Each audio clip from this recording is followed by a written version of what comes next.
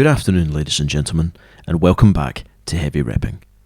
My name is John Davidson, and what follows is an article entitled An Introduction to Vintage Guitar Picks, written by Joe Macey, published here in part at his request and in full by Heavy Repping. If you would like any more information on vintage picks, please visit Joe's YouTube channel at the link in the description, or visit heavyrepping.com for the complete text-based article. Part 6. Fender and Gibson. These are the oldest printed logos of Fender and Gibson picks. Part 6a. Fender. Of the 5 Fenders, picks number 1, standard 351 shape, and number 5, jazz shape 358.5, were the first logos used by Fender, and the only 2 shapes available when Fender started printing their name on picks around 1955. Just as with the spaghetti logo on the headstock of 1950s Fender guitars, pick collectors also call the first Fender logo, far left, by the same name, but they are obviously different in appearance. The small jazz pick is termed the Fender F pick. The spaghetti logo continued to be featured in Fender pick advertisements until at least 1964, at which point, like the headstock logo on Fender guitars, it was changed to match, accurately this time, the headstock logo as it appeared on their guitars and is known as the Perrin design after the designer himself. Vintage guitar collectors certainly want to match a 1950s Fender pick with their 1950s Fender guitar. This can still be done with spaghetti logo picks because several celluloid styles specific to the 1950s were used by Fender. The jazz pick on the far right, featured on an early wheat straw style, is one of them. If you were to find a 351 Fender shape on that celluloid, rest assured it is from the 1950s. There are other distinct 1950s tortoise celluloid styles Fender used, not shown here. Noticeably absent from all 5 Fender picks is the trademark R symbol.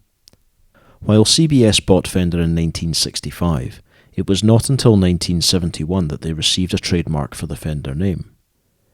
It is safe to assume Fender picks missing the trademark were made in the 1960s, but not necessarily pre-CBS. Pick number 2 is named the backwards F logo by pick collectors.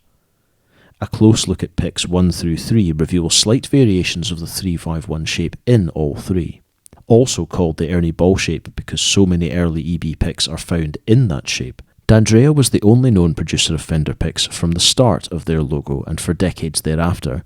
That particular shape coincidentally just happened to be adopted by Ernie Ball, who in its early years had other companies produce his company's strings and picks. The most intriguing Fender is certainly the middle pick, with the second generation F-style. Excruciatingly rare, and certainly a short-run promo likely intended for a 1960s Chicago NAMM show. The logo for pick number 6 on the far right was produced from the 1960s through the 1980s by the millions in a variety of colours and shapes, yet trying to find them today requires some searching. Like combs, they just seem to disappear. Part 6b. Gibson. 4 of the 5 Gibson logos are different. Only 2 and 5 are the same, but a different colour. The arch logo was a favourite, extending decades back into the pre-print era of Gibson picks, but does not match any Gibson headstock I am aware of. Pick number 3, also an arch logo but in the largest font size ever recorded on any of their picks.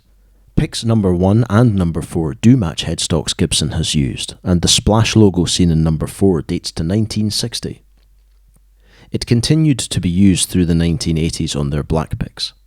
Identifying 1960s versions of the splash logo are easy, because they are on less common shapes such as shape number 360 in this case, and featured in tortoise, not black.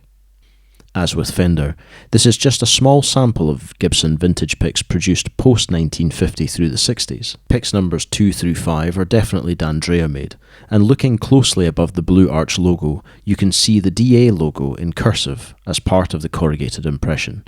It's just above the letter O. While this era marks the beginning for picks bearing Fender's name, Gibson picks extend back another 40 years into the pre-print Golden Age era.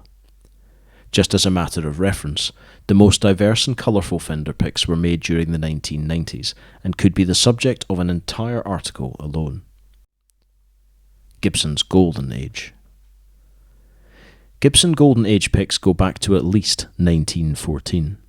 Here are 3 all in different shapes and tortoise patterns. The long mandolin pick on the left is their first pick logo, the Gibson.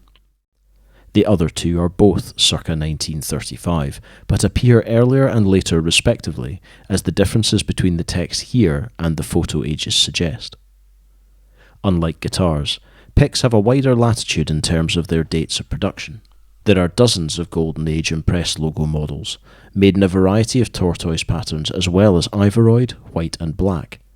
D'Andrea produced many of them after 1922. Prior to and concurrent with D'Andrea was another company, most likely a Chicago-based manufacturer as yet to be identified, who made picks for them as well. The big mandolin pick on the right was dated by comparison to a 1935 SS Stewart guitar pickguard.